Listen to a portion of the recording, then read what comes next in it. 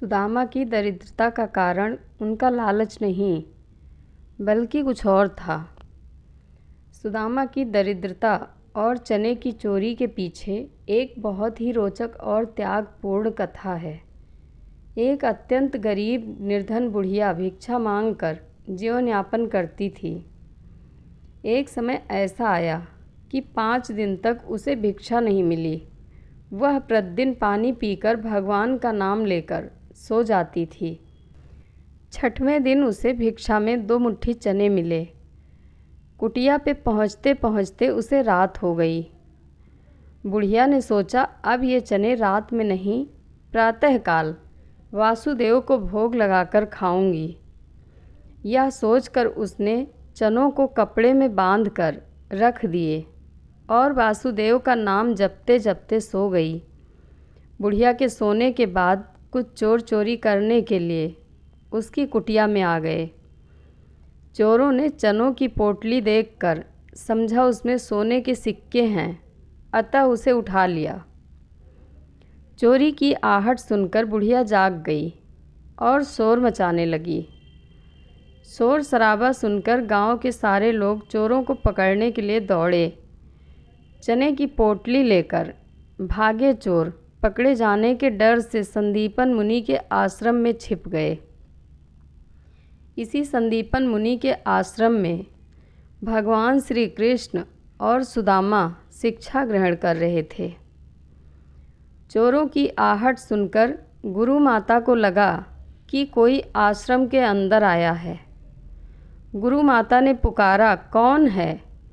गुरु माता को अपनी ओर आता देख चोरों ने चने की पोटली छोड़कर वहां से भाग गए।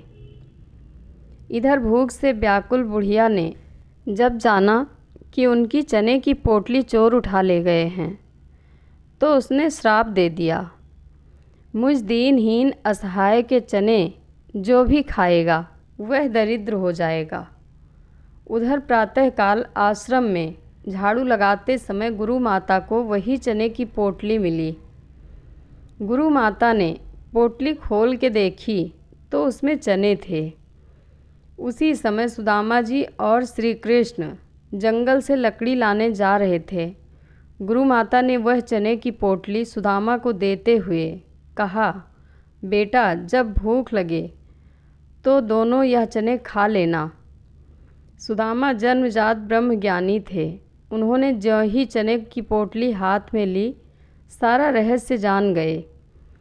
सुदामा ने सोचा, गुरु माता ने कहा है यह चने दोनों लोग बराबर बांट के खाना, लेकिन ये चने अगर मैंने त्रिभुवनपति श्री कृष्ण को खिला दिए तो मेरे प्रभु के साथ साथ तीनों लोग दरिद्र हो जाएंगे।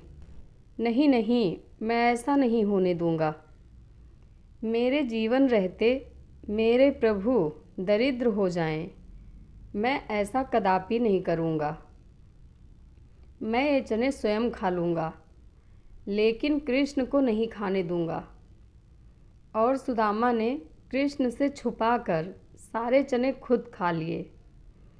अभिशापित चने खाकर सुदामा ने स्वयं दरिद्रता ओढ़ ली, लेकिन अपने मित्र श्री कृष्ण को बचा लिया। अद्वितीय त्याग का उदाहरण प्रस्तुत करने वाले सुदामा चोरी छुपे चने खाने का अपयश भी झेले तो यह बहुत अन्याय है, परंतु मित्र धर्म निभाने का इससे बड़ा अप्रतिम उदाहरण नहीं मिल सकता। वास्तव में यही सच्चे मित्र की पहचान है। यही सीख हमें इस प्रसंग से लेनी चाहिए। जय श्री कृष्ण। कथा अच्छी लगे तो कमेंट बॉक्स में अपनी राय ज़रूर दें। धन्यवाद।